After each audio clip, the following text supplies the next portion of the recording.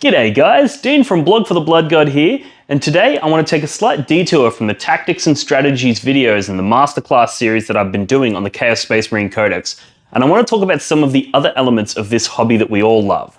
Now, I think it's really important to take these side steps and not just mainline competitive content straight into your veins.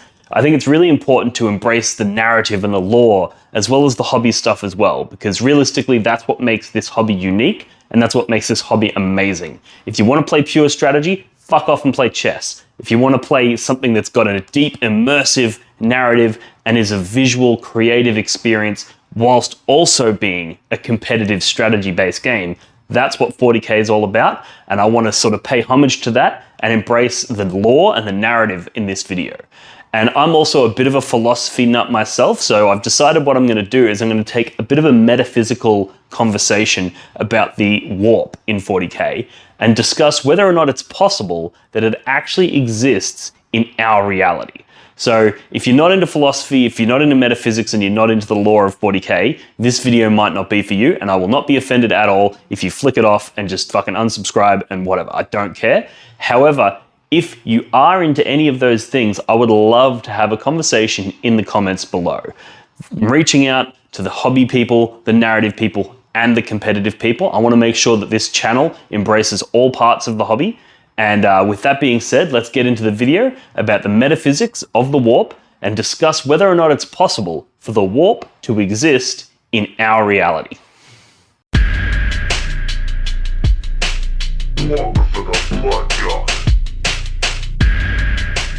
Alrighty guys, let's have a little bit different of a conversation today. This one's not going to be focused on your tactics and strategies as I've been doing in the past couple of videos.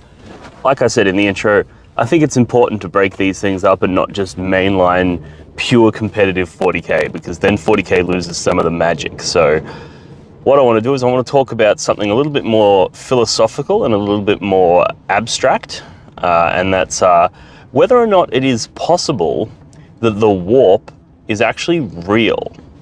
Now, this is going to be some really like head in the clouds kind of out there thinking, so if that's not something you're interested in, feel free to click off this video. It's not going to be for everyone, but I think it's a fun little thought exercise, and it's something a little bit interesting as well. So I want to start by saying, I guess the best way to sort of approach whether or not it's possible that the warp is real is to just talk about a few things that are related that we don't necessarily know a massive amount about. So for example, consciousness itself, we don't really know. There's no real scientific consensus on how you're able to have multiple different cells and, organisms and things like that that go together to create the human body. How it is that those create what we experience as a consciousness in actual life. There's no real consensus on how that happens. We know that it happens because we experience it, we can describe it, we can, interact with each other and whatnot, but we don't necessarily know what it is about that gives us the actual consciousness itself. And so far, some of the best sort of theories are that it's the complexity of the interactions of the neurons in the brain, right? That complexity and the integration and communication between all of those elements is what essentially creates that conscious experience.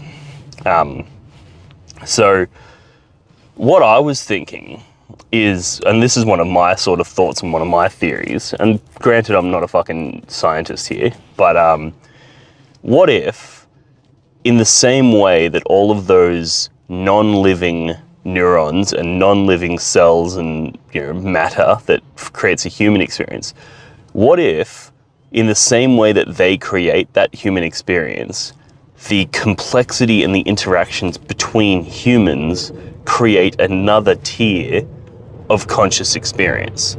So what if things like your city and all of the complexity within that city and all of the interactions between all of the people in that city create a conscious experience for that city? Like there is something that it is to be that city in the same way that there is something that it is to be you and to be me, right? So I don't think it's possible really to say that that's not a possibility, right? I think at the very, very least, you have to say, maybe that's how it works. You know, all the complex interactions of people within a city create a conscious experience and an identity that is that city. And this could explain why certain cities seem to have a bit of a personality, right? There's like, and certain cities hate each other as well. Like, maybe there is actually, there is a consciousness there. The same could be said for everything, like companies, for example. A company is nothing more than a bunch of people interacting and operating within a certain set of frameworks, which creates the company. But companies have a personality, and companies hate other companies, and companies influence each other, and companies influence the world in the same way that people do. So realistically, it's entirely possible to conceive of a company as essentially a living being made up of people and systems that interact in a complex way that create a conscious experience that is that company. And you could say the same for game systems even. Like, you could say Warhammer 40k could be a conscious entity, you know, because there's a bunch of complex rules interactions, there's a bunch of, you know, complex ways that these sorts of things create different feelings in people. They create different vibes, like the vibe in 9th edition, the you know, the personality of 9th edition is very different to previous personalities. And this could be similar to how when you age, your personality changes, you know? Maybe as 40k as an entity has aged, its personality has changed, you know? So to tie this back into whether or not it's possible that the warp is real and actually exists, is where do these personalities like cities, for example, or these personalities like companies, where do they reside? You know, like our human experience resides in a very specific area. You know, our experience is generated based on our sensory input, what we can see, what we can feel, what we can hear. And that gives us sort of a framework in which we operate. We take all that input in, and then we use that input to generate a conscious experience that exists within those frameworks. So like, we exist in a three-dimensional reality. And that's because we experience reality in those 3 dimensions. However, something like a business, well, it experiences things very differently than us. It experiences very different inputs and outputs than what we do. So it's not a stretch to think that there could be another plane to existence where businesses exist, you know, where their conscious experience would exist. So it's still our universe, it's still our reality, but it's a different, like, plane of existence, right?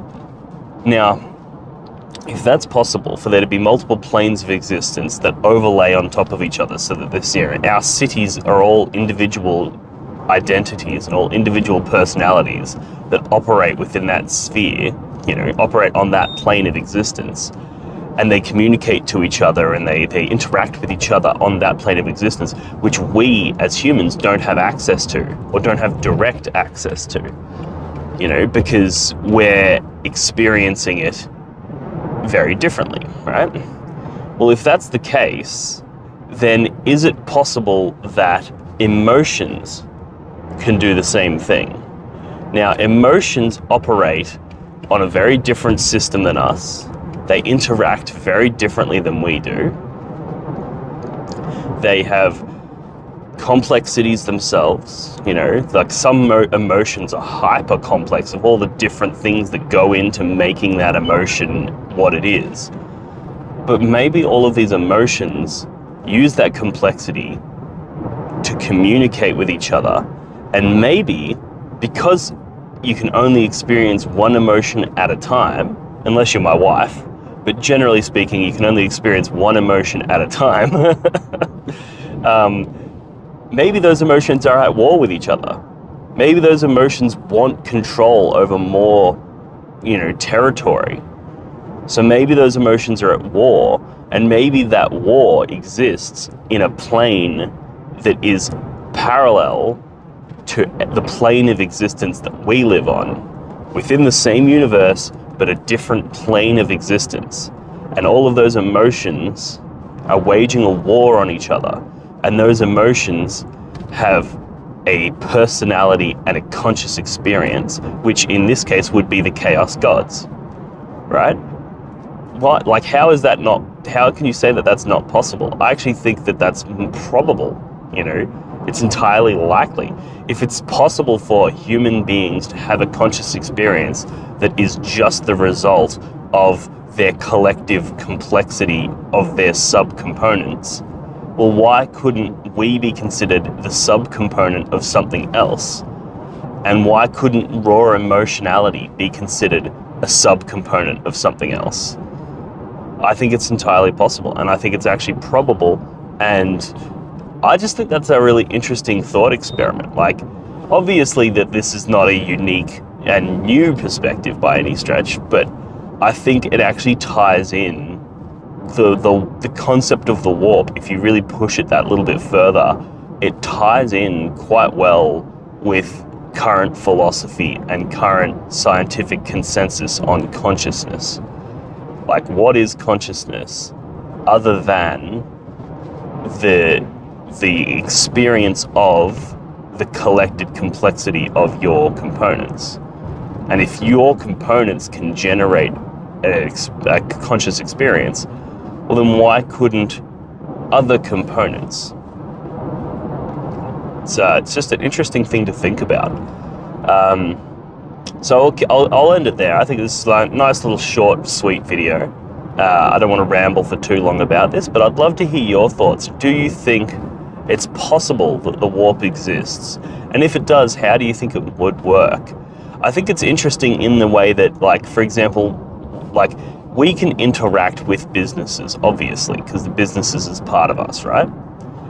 We can influence business, but business can influence us.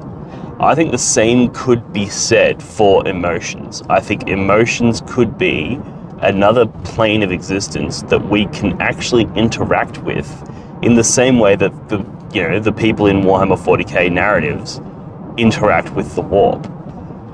So whether or not it's like some kind of source of psychic powers or whatever, that's a whole nother fucking thing to unravel.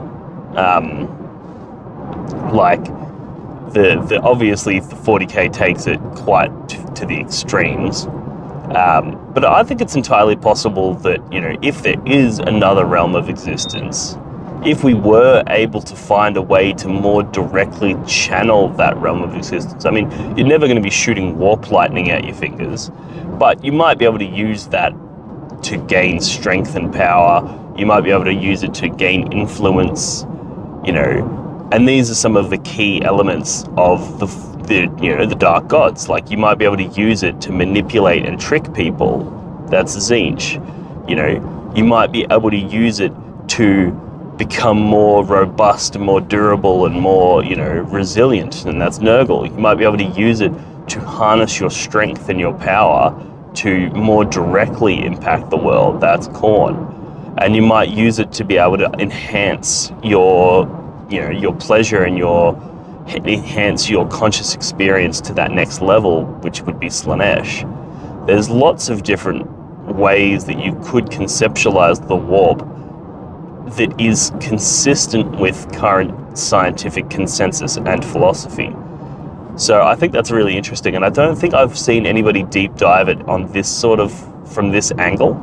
I know Luton, the great lore YouTube master, he has done some really good work on the warp and how it sort of operates in the narrative, but he's coming at it more from a, like, based on the narrative X, whereas I'm going based on reality Y. So just a slightly different angle, I guess, a different approach. But yeah, I'd love to hear your thoughts in the comments below, and I hope you've enjoyed this little brief intermission between the Tactica content and the strategy content that I've been doing for the Chaos Space Marine Codex. I just like to mix it up a little bit. I think it's important because if you just go redline it and all you do is talk tactics and all you do is talk competitive, it sort of dulls the shine of Warhammer 40k. You know, it's like you've got to intersperse that with hobby content where you're like painting models and you're looking at beautiful minis and you're looking at conversions and that sort of shit.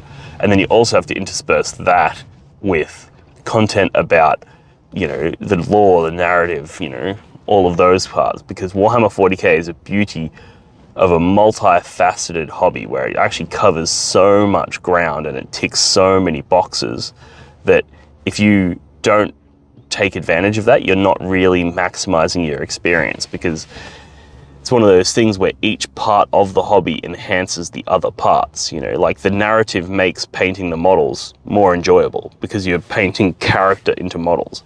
But having painted models makes the tournaments more fun because you're playing a game that's, you know, a competitive strategy game. But there's a reason we're not all out there playing fucking chess, right? Like, if you want to play a dull, boring, but just purely strategical game, go fucking play chess. You want to play something that's got sick visual elements to it, play 40k. And if you want to play something that's got a sick, deep narrative to it, play 40k. So I think realistically, if you're going to do 40k, the best way to maximize your enjoyment from it is to, you know, sort of incorporate all of the elements as best you can. So that's why I thought it was important to take this short break from the tactics content. I will still keep plugging away at it, but yeah. And I just want to end this video with a huge thank you to my Patreon supporters. I love the fact that the community is all banding together to help me out here. This is brilliant. We get a few more and I might actually be able to drop back, tell my boss that I'm going to work 4 days a week instead of 5.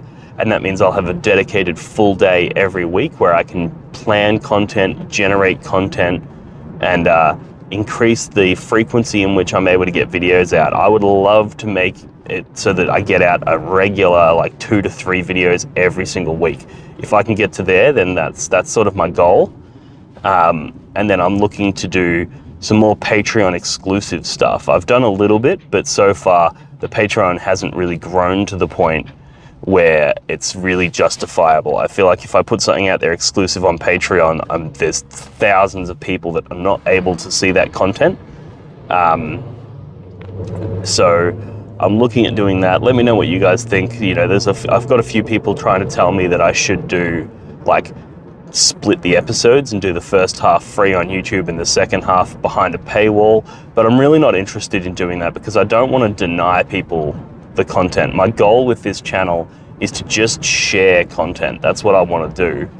And the only reason that I even started the Patreon wasn't to try and profit from the content.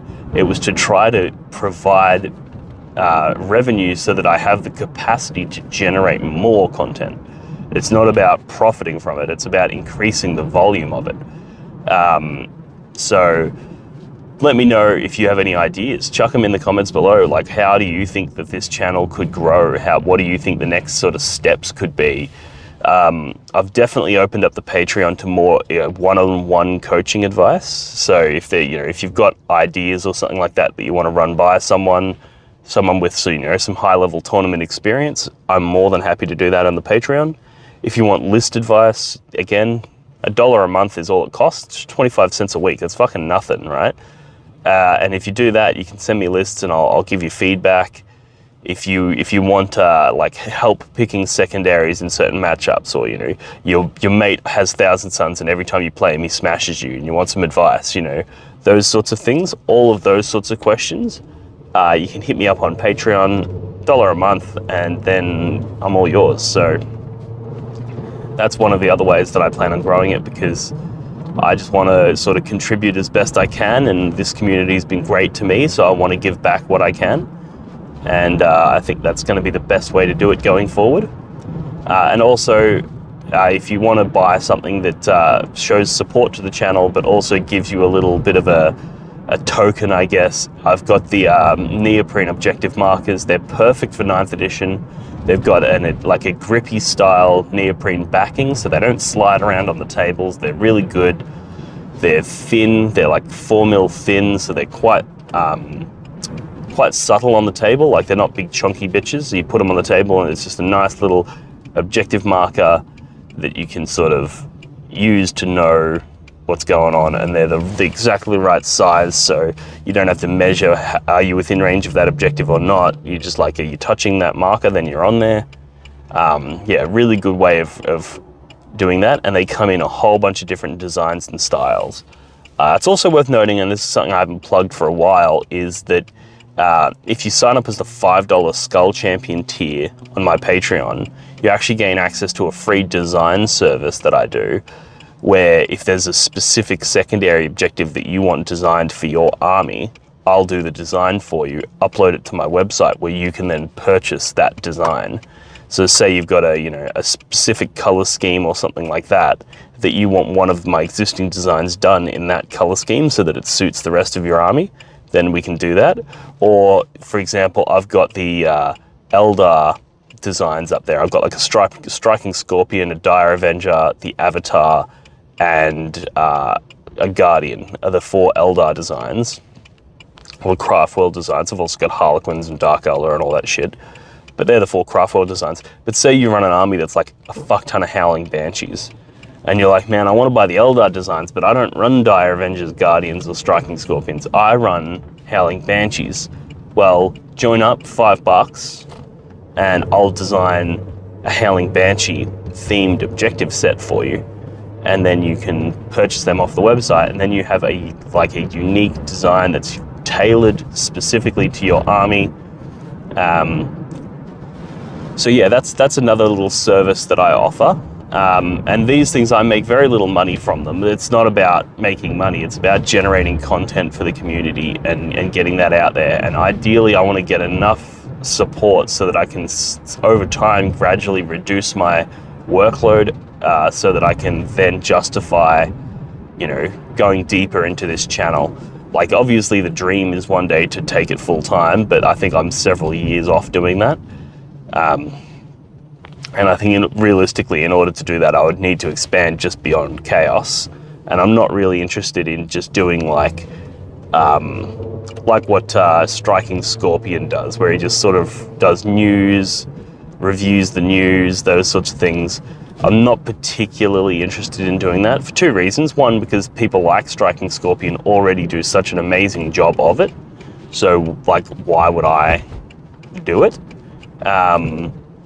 But also because I feel like I have a lot to offer in regards to like the more competitive tactics and strategy coaching sort of area. So even if it's coaching new players on real basic stuff, the real entry-level stuff, I'm more than happy to do that stuff. Or whether it's taking somebody who, regularly places in the top 3rd at tournaments and they want to get a podium, I'm not going to promise you any like first place trophies, but I've been on the podium so many times that I can definitely help you get there, and I can share with you what I was able to do that helped me get to the podium, and some of the general advice that I can share. So yeah, all right, I'm gonna leave it there. I've nearly pulled up at work, so. Alrighty, thanks for tuning in, guys. I really hope you enjoyed that video. It was a big stretch for me. It was a different type of video than what I'm used to doing, so I don't really care too much if this doesn't get a massive amount of views. I just want to reach out and have that conversation, and I really enjoyed talking about it, and I look forward to having the conversation in the comments below. So please, if you have anything to say, chuck it in the comments and we'll get a dialogue going. I don't want this to just be me talking to a camera. I want this to be a bit of a conversation, a back and forth, if you will, in the comments below. So yeah, I look forward to hearing what you guys have to say, and I'll see you guys in the next one.